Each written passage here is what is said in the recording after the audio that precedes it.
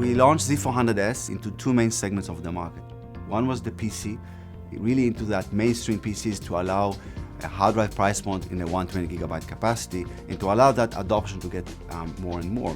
The second market we target that product was embedded and industrial applications, because we figure out there is a big market out there of people using hard drive today. So we launched Z400S with 32 and 64 gigabyte capacity point as well, so we can allow those system builders to save costs versus a hard drive today.